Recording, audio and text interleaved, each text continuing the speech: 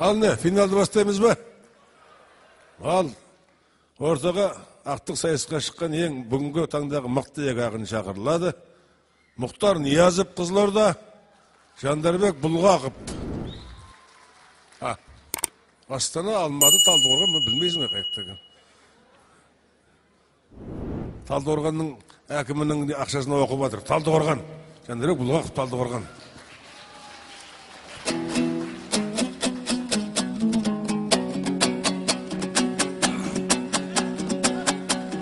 Кеудеме өлең отын алла жақтың, көкейге салған сөзді талғамақпын. Астанама Талдықорған ба деп айтады, Жандарбек ұл емес пе бар қазақтың ай.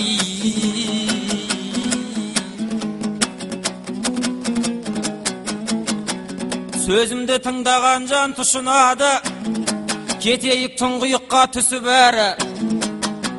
Үшінші боп шықтым ғой жас баламен, тұяғымыз тұрғанда есі бәлі. Сыналатын шақ енді туған сынды, ақындар осындайдан ысылады. Дайындығы жоқ екен деп ойламаңдар, өлеңнің ұшырамыз құсын әлі. Оқталмаған мылтықтың өзі кейде оңгісінің зәресін ұшырады.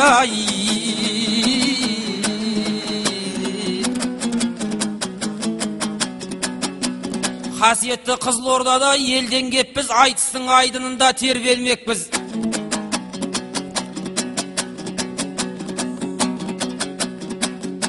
Екеумізді бәйгеге таластырса да Жандарбек желген жоқпыз. Елдің мерейін асырайық, осы жерде жүлдешін неғыламыз өңмеңдеппіз. Кебін киіп қайтатын кең дүниеге темір терсек жинауға келген жоқпыз ай.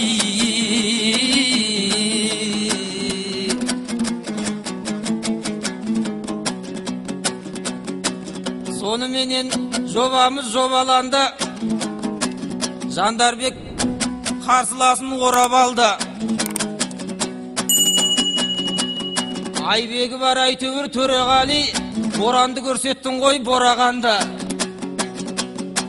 Шенеунікке үлгіні көрсетіпсің,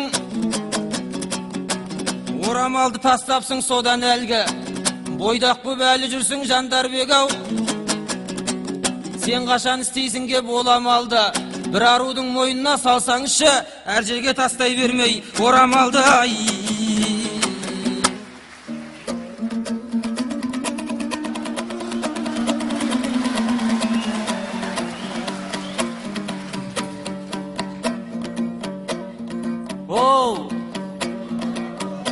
Отырмысың мінімді табайын деп,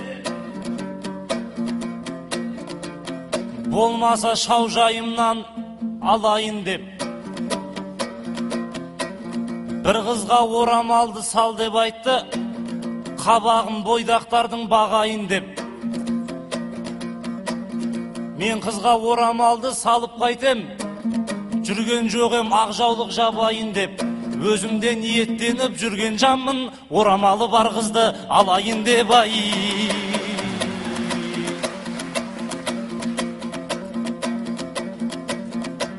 Кетпейік сахнада майдаланып, намысқа шабайықшы байрақ алып. Кеш Алматы қаласында жер сілкінді, халықтың қорыққаны айдан анық. Біреулер Алматыдан қашып кетті, паспортын портмонеге сайлап алып. Бұда болса Алланың ескертуі, ағайын ойланалық. Еш жиып ел болатын кез келді ғой, Алланың ескертуін пайдаланып. Дәл қазір тату керек, бірлік керек бұл қазаққа. Тату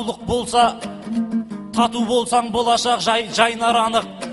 Жер сілкінсе далаға қашамыз ғой, ел сілкінсе қашасың қайда барып ай.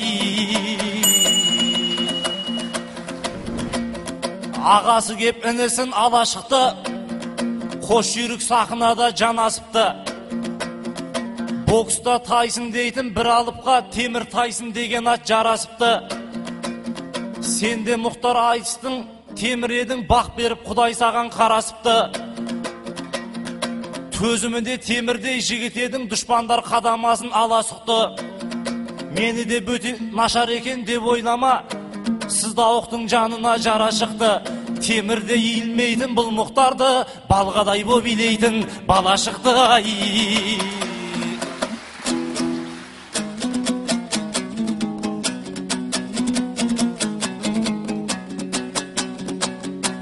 Жандарбек ау, әр сөзің болған құтты, жүрегің ел, сөздерің жүрегіме орнар мықты. Балғамын деп айтасың сахнада, еленіп кеңестен қалған құтты. Балға емес айналайын семсер болсай, балғадан көргек қой біз бар қорлықта.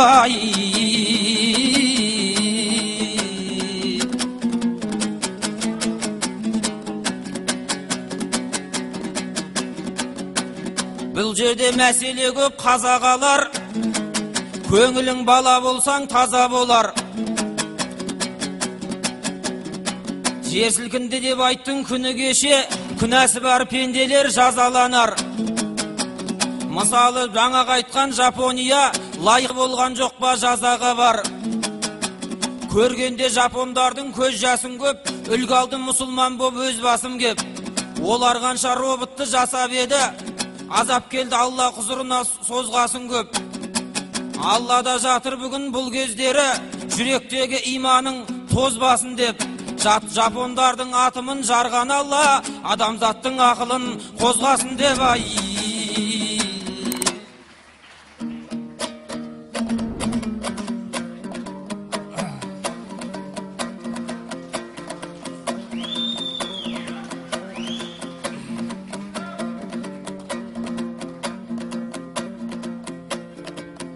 Уағызды айтқандығың бәрі жақсы, тұлпардаған тай күннен танымақшы. Сахнаға қайта айналып келмеймін деп халыққа арнап жатсың дағуатты. Сөйлесек шариғаттың кең тілінде, өлеңнің өше қоймас өрті мүлде. Біреулер өміргенді келмеймін деп, ішіп жеп алайын деп жең тұруде. Шариғатта шектеу жоқ ешқандайда, халалдан байлық жисаң сен тіріңде. Ақшаңа медресе мешіт салсаң, сауап боп оралмай ма ол түбінде. Әй бірақ кей жаманға ақша бітсе өзгерет Алла алдында серті мүлде. Казино мен саунада саудаласып өзара жеңін түріп желпінуде.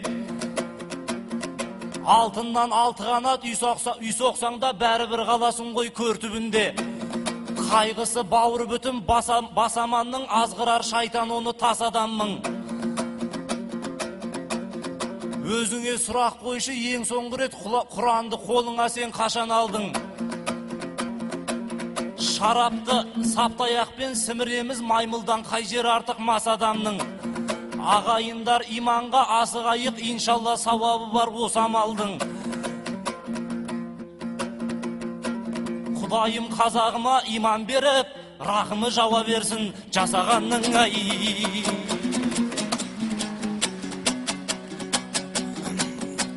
Жандарбек жүйрік бедің озағалар, бәйге керсе мойынын созағалар. Халыққа уағыз айтып біз жатқанда, көңілдері қашанда таза болар. Біреуге ақыл айтқанда қиын нәрсе, істемесе азап ойын қаза болар. Жұртқа ақыл айтып отқанда Жандарбек ау, қазіргі ақшам намаз қаза болар.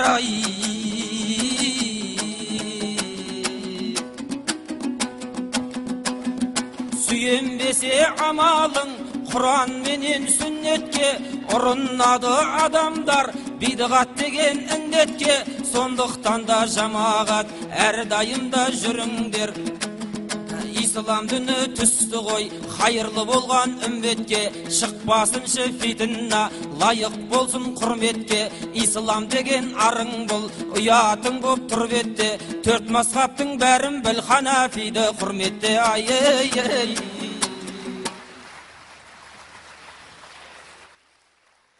Ал қазылар Мұхтар Ниязовтың соңғы өнеріне баға беріңіздер. Мұхтар Ниязов.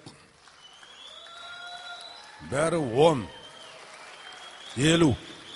Жандарбек Бұлғақовтың өнеріне баға беріңіздер. Бәрі 10, 50. Енді не болды? Ал енді мейлі. Қыздарсыз өткен халал айтысымыз осымен аяқталды.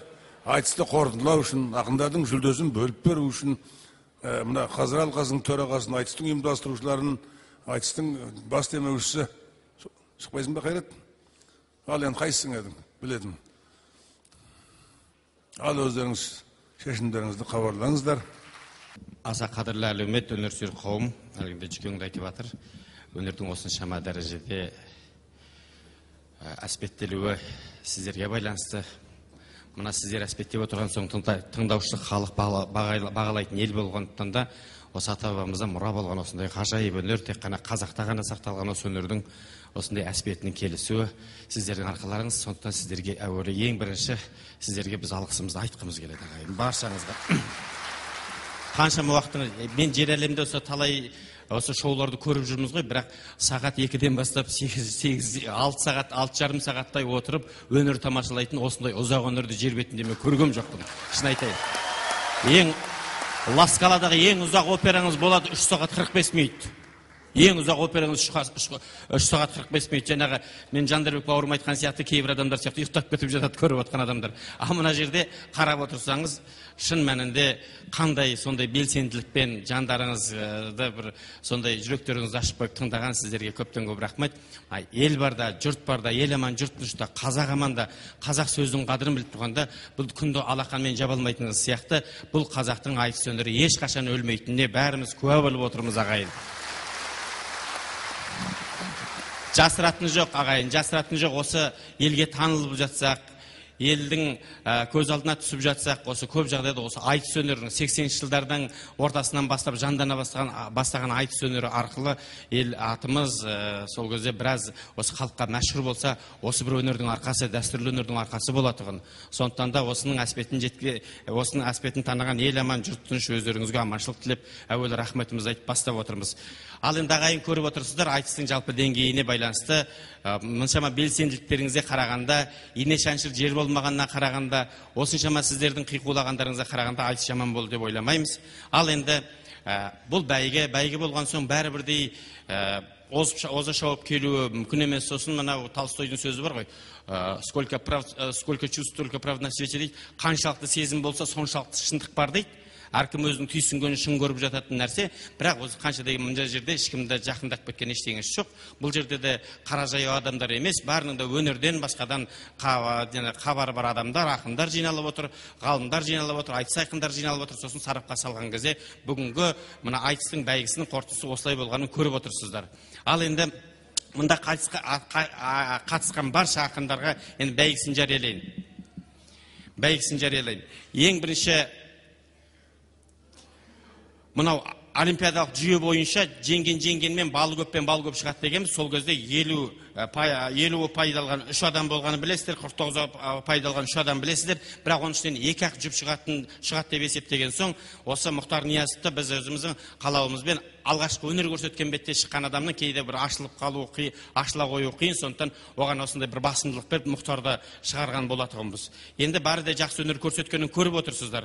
Енді бірінші орынды қазір негізі біздің ойымызда бас жүлде біреу, бірінші орын біреу, екінші орын біреу, үшінші орын біреу болатығын. Осы жерде келгенде, бас жүлдені бөлісуге келген кезде екеуі ішінде де көмбеге үзеңгі қағысы бірдей жетті.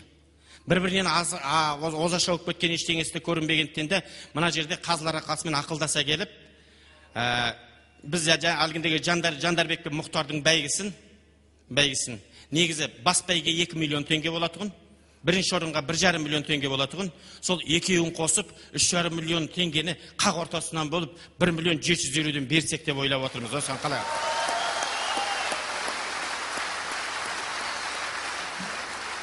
Ал енді мына халықтың классына қарап, тағы да мынау қазылар алқасымен ақылдаса келіп, екінші орынды осы жас жолбарыс ініміз жаңа шығып келе жатқан әні де жарасып отқан осы Төреғали бауырымызға сіздердің ықыластарыңызға қарап екінші орынды берді. Сондай ақ біздің айтысымыздың тарланы Айбек Қалиевқа 3-ші орын бұйырды ағайын. Сондай ақ 49 ұтпай алғандардың ішінде енді 200 мың теңгеден 4 адамға бұйырып жатыр. Ол Тоба Өтепбаев, Нұрмат Мәнсүріп, Мақсат Ақанов, Балғынбек Имашев. Осы азаматтарға 200 мың теңгеден бұйырды. Ал қалған қатысқан ақындардың қайсысы болсын әрине оқып түспегенін көріп отырсыздар. Қатысқан барша ақындарға осылардың бәріне де 150 мың теңгеден жаңа қанжығалары бос қайтпасын деп осындай жағдай жасаған жағдайымыз бар ағайын. Сосын кейбір нәрсеге байланысты ағайын, мына жерде ашығын айтып кетейік. Жаңа сіздер шулап жатсыздар, бұндай нәрсені елеусіз қалдыруға да болмайтын шығар. Айтып кетсек айтып керек шығар. Жаңа Ринатқа байланысты айтқан нәрсеге байланысты. Біріншіден, балды бергенді көріп отырсыздар ағайын, бердік қой. Оның ішінде мысалы үшін ешкімнен олқы түспеген Балғынбектің де енді бұл бапшабама, бақшабама деген сияқты нәрсе. Балғынбекті де осы Мақсат Ақановты ешкімнен кем айтыс деп ойлаймын, Қарағандыдан келген. Аманжолды Сарымен айтысқан жігіттің де енді мысалы үшін аты бәйгеден келмей ғана куә болып отырсыздар. Екіншіден, ағайын, сынның да сыны бар. Сіздер мені кешіріңіздер, кейбір тұстардан айтатын шығарсыздар. Қанша дегенмен қазақтың бір кемеңгер болған азаматы осы бүкіл ел болып, жұрт болып осыны кемеңгер таныған кейбір азаматтарымызға інілеріміздің тіл тигізуімен қабыл алған жоқпын, шын айтайын. Таспай Симанбаев сияқты, кешіріңіздер, менің айтатын сөз емес, саясаткер айтатын сөз емес. Таспай Симанбаев сияқты Петропавловскінің атын өзгертуге қарсы шыққан адамдар сыналмай, Әбіш Кекілбаев сияқты қазақтың абызын сынауымыз қаншалықты орынды. Я болмаса, бір ауыз қазақша білмейтін небір министрлер отыр қазақтың гүл салтына қарсы. Қанша дегенмен кезінде айтыс арқасына салып көтерген Мұхтар Абрарлы Құл-Мұхаммед сынағанымыз қаншалықты орынды.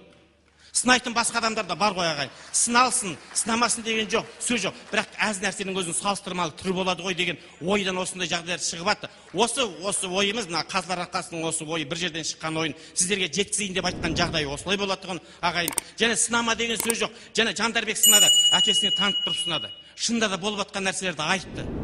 Ұйқыдағымызды айтты, басқасын да айтты. Шын мәнінде оралмандар мәселесіндей маңызды мәселе қазақ үшін жоқ. Қазақ үшін ең маңызды нәрсе қазір қазақтың саны. Қазақ үшін ең маңызды нәрсе бұл қазақтың қара шаңырағының астында қазақ балаларының жиналуы сияқты нәрселерді әдемілеп тұрып поэзияның тілімен жеткізу. Осындай бір шеберлікпен жетіп жатса, сол орынды болар деп ойлаймыз. Сондықтан да бүгінгі бәйгенің бәрін енді шама қадари қалымышы әділ берді деп ойлаймыз. Тойымыз тойғыласын, мерекеміз тасқындасын. Сіздер ел жұрт қалайық, сіздер аман болыңыздар. Алаштың туы желбірей берсін, қазақия жасасын. Рахмет.